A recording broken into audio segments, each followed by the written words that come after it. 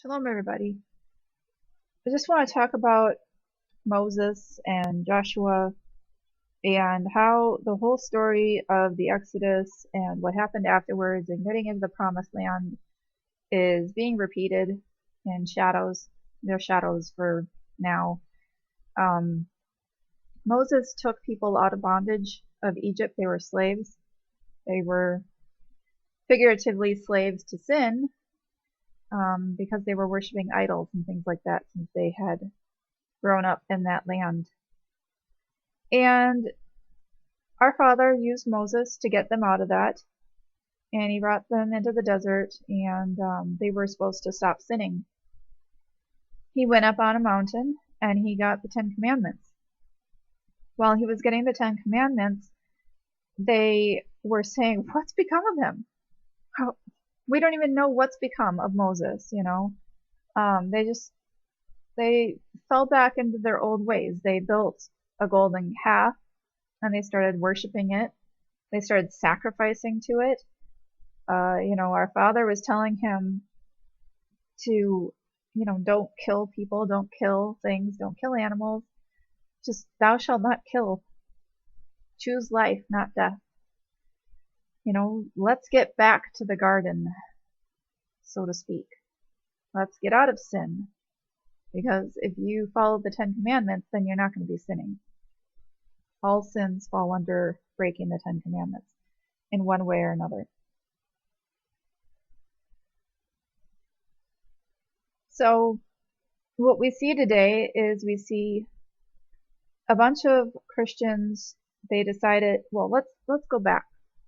When Yehoshua died, there were a few years there where people were preaching the right thing. They were following him. But we know that the enemies didn't like that, so they destroyed those who were following our Messiah, and they lost their lives. Those who won were those who were not following our Messiah. And there may have been some stragglers, but, they were like, what's become of Yehoshua? Where'd he go? He went up to see the Father, and just like Moses went up on that mountain to see the Father, they were gone for a while, and people are like, what's become of him? Where'd he go? We don't know what's become of Yehoshua. And they took the scriptures, and they didn't understand because they didn't have eyes to see and ears to hear.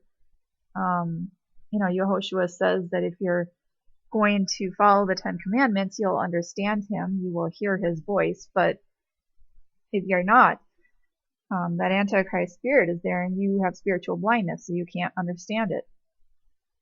So they took these scriptures that they don't understand, and they put them into the furnace of their mind, and out come this Trinity. They made themselves an idol to worship while Yehoshua was gone talking to the Father. In the same way that people just put in some gold and out came this calf. And they're like, we just put this stuff in the furnace and out come this calf. The supposed followers didn't understand what people were saying, what these verses were saying, what it was talking about, and they put this stuff in their mind, their logic. They saw things in the scriptures that weren't there. And since they couldn't put two and two together, out come this calf, the Trinity. And worshiping a golden calf, it's idolatry.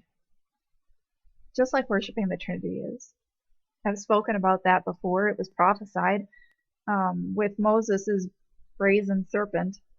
Yehoshua said that like the serpent, he would be raised up. And if you follow that through, the serpent ended up getting idolized and had to be destroyed, and our Father was happy it was destroyed. In the same way that Yehoshua was idolized, and at some point that idol is going to be destroyed, and our Father will be happy that it's being destroyed. All those statues to Yehoshua as if he's God are going to be destroyed one day, and our Father's going to be pleased. The Trinity is falling down. is breaking apart, and people are seeing it more and more these days.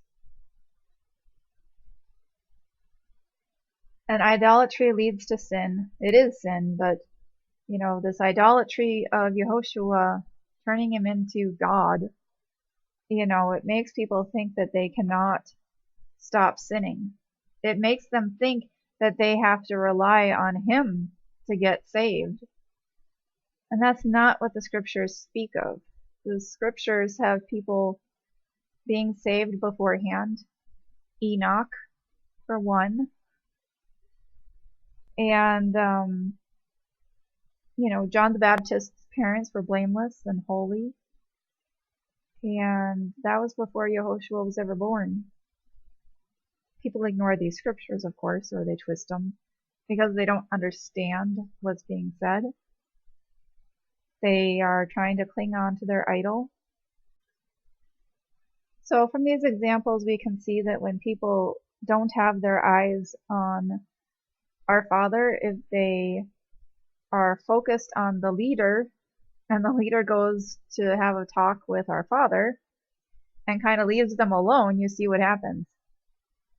Same thing happened. Moses went up to our Father on the mountain. Yehoshua went up to our Father in heaven. And this is what people do when their leader leaves to have a talk with our Father. People fall into idolatry. And we were born into this.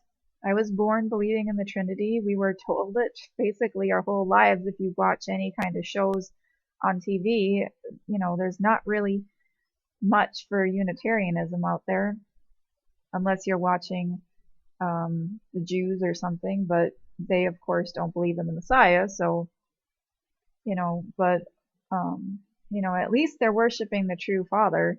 At least they're trying to worship the true Father. Some of them are in sin and spiritually blinded, just like most Christians are today. If you are a slave to sin, you are so blinded. You can't see what's being said in the scriptures. And you turn the scriptures into something else completely in order to stay in that sin.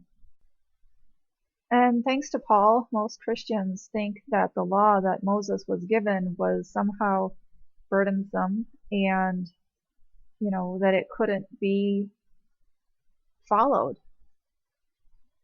But that's what idolatry gets you. They idolize Paul over Yehoshua, over our Father, and they think that our Father gave them, took them out of bondage to place them into more bondage with the Ten Commandments, to somehow tell them that they needed a Savior because they were never going to be able to follow the Ten Commandments themselves.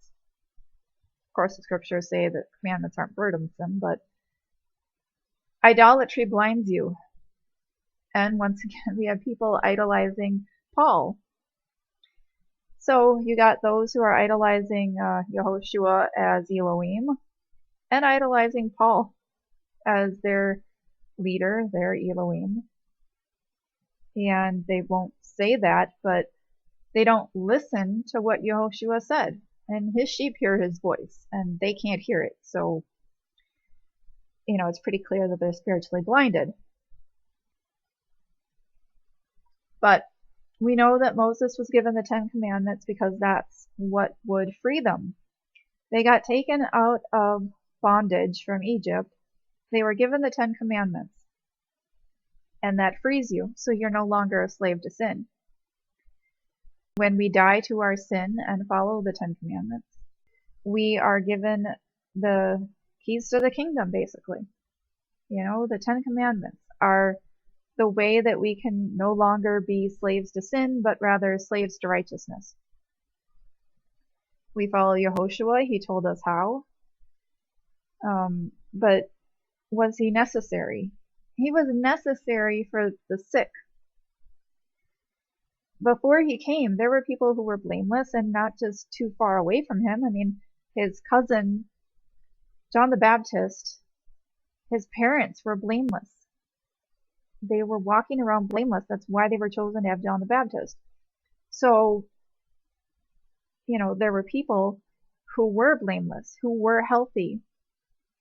And Yehoshua said he didn't come for the healthy, he came for the sick, for the lost sheep of Israel. So let's see, there were some people in Israel that were not lost, that were following our Father, that were keeping the commandments, that were blameless, but there were some who were lost. So he came to the sick, those who truly wanted to get better, those who needed a physician. So he came to them, and he taught them why they were so sick. They were sick because the Pharisees and the scribes had added to the commandments. People were trying to, do the commandments by men. They had idolized their leaders over the 10 Commandments of our Father. So once again, he was trying to get them out of idolatry.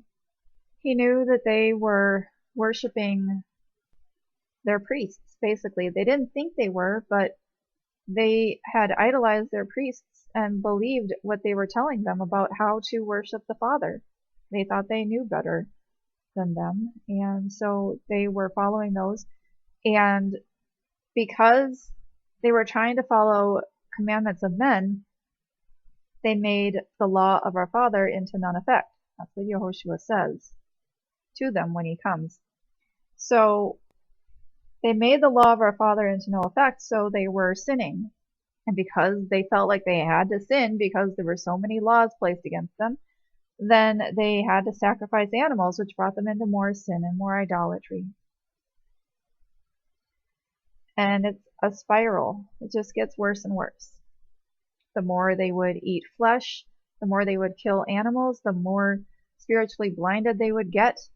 And, it was making it very, very difficult to stop sinning, to finally see the truth.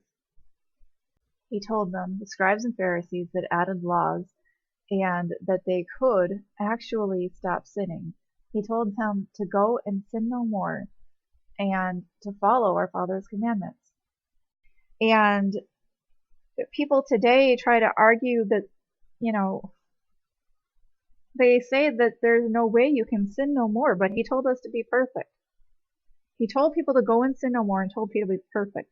If he thought that they could not do that, then he was a liar, basically. People just have no faith that we can stop because of the spiritual blindness that's placed on them. And it's really frustrating to see that. To see people arguing the case that we have to be slaves to sin, even though Yehoshua came to stop us from being slaves to sin. And Moses tried.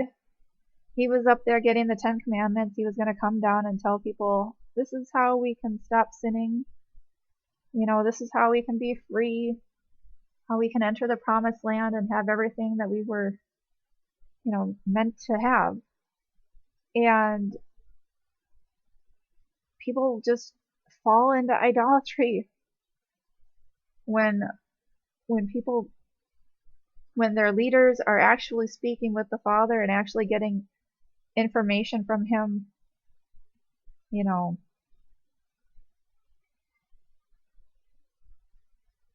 Most people just don't want to stop sinning. That's what it comes down to. So Moses tried, Yehoshua tried, but the people didn't want to hear the message. They didn't want to wait for Moses to come back and give them the 10 Commandments. They made an idol. People don't want to wait for Yehoshua to come back. They made an idol of the Trinity so that they could stay in their sin. Now Moses, then he takes, his second in command was Joshua. And Joshua takes over and he leads the Israelites into the promised land after Moses' death. Now Joshua's name is Yehoshua, just like our Savior, our Messiah. The parallels don't end there. They don't just have the same name. Yehoshua took over for Moses, and he led them into the promised land, just as we expect Yehoshua to lead us into the promised land.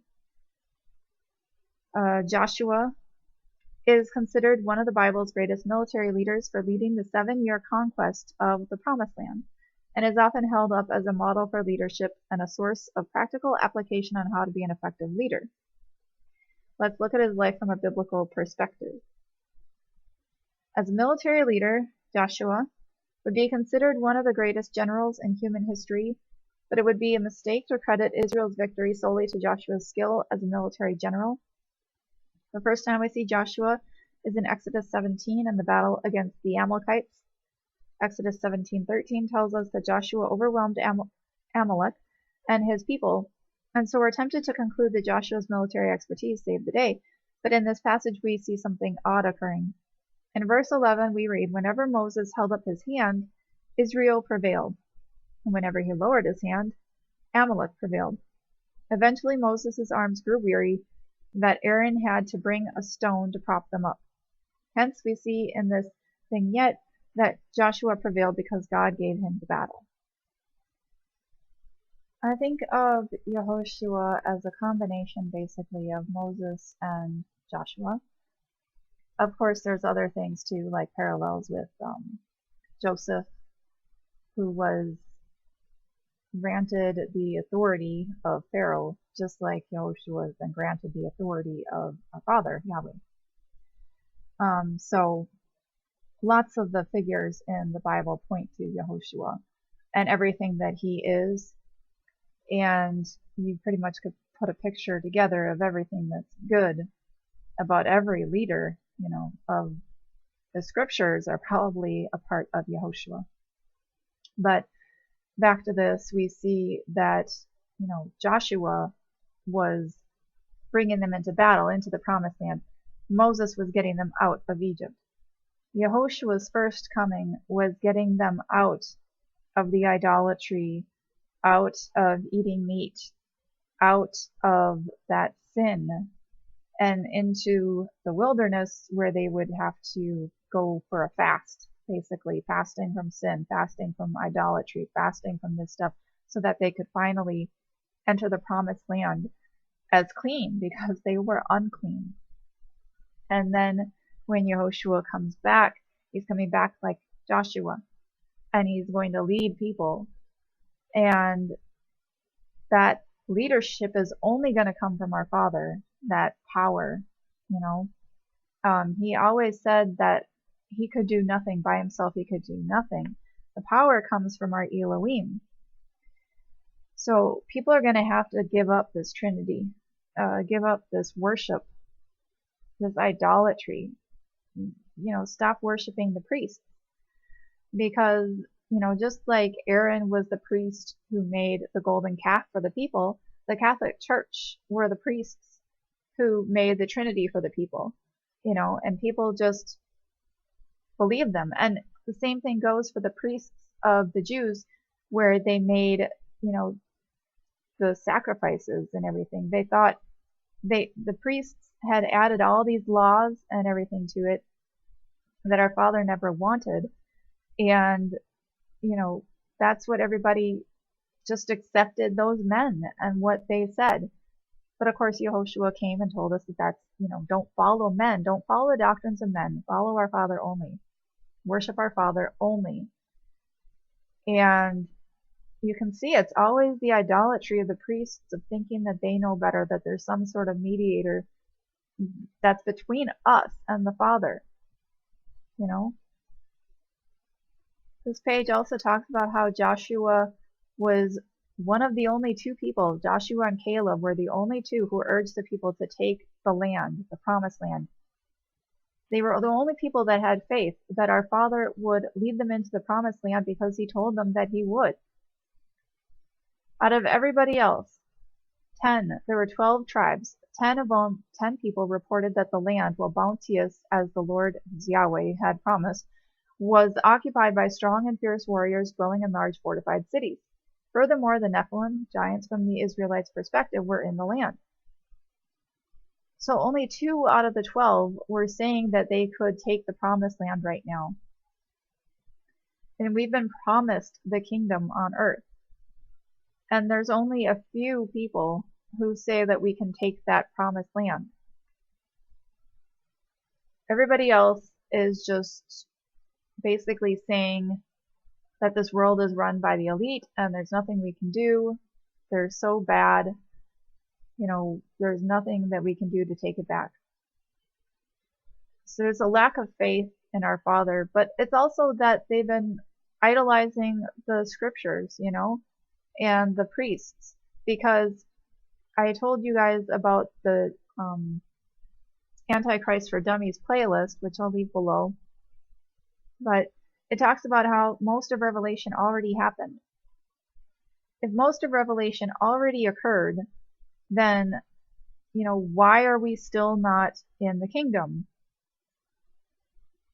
It's because there's very few people on here on this earth who think that they can actually get into the kingdom.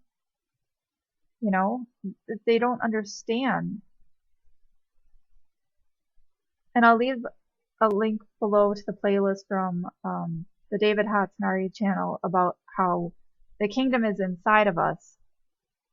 And, I think that we can turn this land, not us, our Father working through us, but, that this earth is ripe for a takeover, basically. The new earth should be coming. And, I've talked about the parable of Lazarus and the rich man, and about how it's talking about us.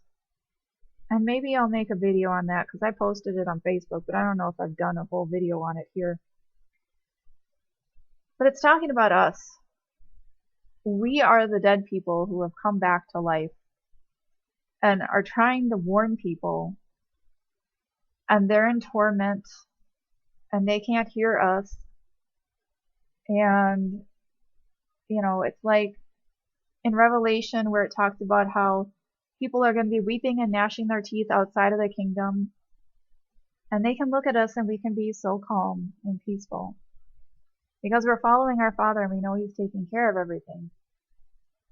And they look at us and wonder, how are we so peaceful? Look, the world is going, crazy right now. Why is everything working out for you? It's a theory. But I think that, our Father is leading us to this information. If this had been a year ago, I wouldn't have even believed what I'm saying. But that's because I thought the Bible was canon back then. And I thought there was no way Revelation had already happened. And basically, I think that that's part of the reason I'm understanding this, is that Revelation could have already happened, most of it. And Revelation just means revealing. The apocalypse means to uncover the truth. It's happening. We are uncovering the truth. It's coming out. But I idolized the Bible when I thought that it was canon. And who told us it was canon? The Roman Catholic Church, the Antichrist Church. They somehow put this spell over us, this spiritual blindness. When you think the Bible is canon, it keeps you from seeing the truth. Because you're always trying to piece together stuff that's not supposed to be there.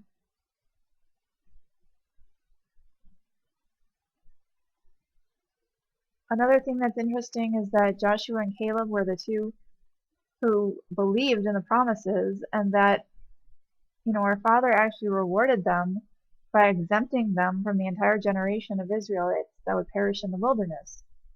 So we have faith in our Father to get us into the kingdom on earth.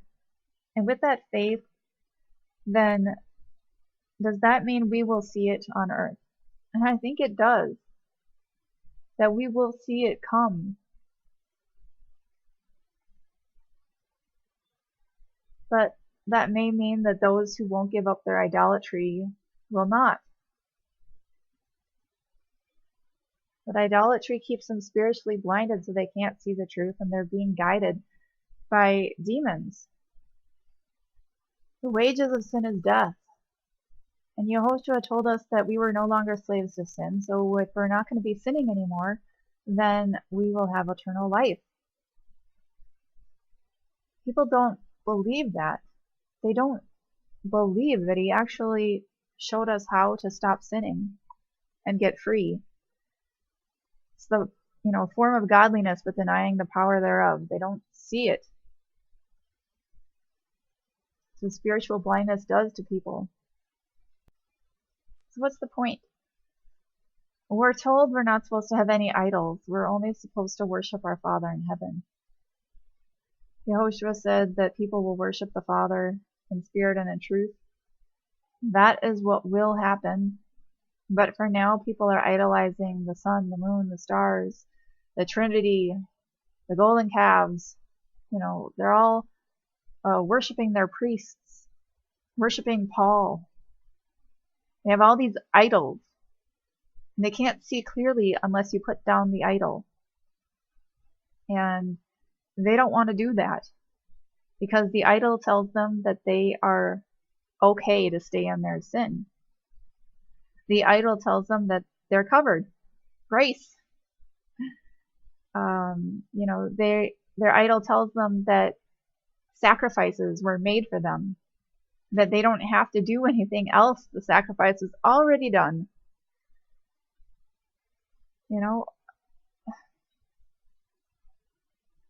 We got to put away these idols and start understanding that we have to follow the Ten Commandments, because that's what our Father told us to do. That's what Moses told people to do. That's what Yehoshua told people to do. And we're to have faith in our Father, like Joshua. We're supposed to have faith and understand that we can stop sinning because he told us to go and sin no more and be perfect as our Father in heaven is perfect. You have to have faith that you can do that. Otherwise, you're never going to try. And that's basically where people are at when they worship their idols. So anyway, thank you for listening, and shalom.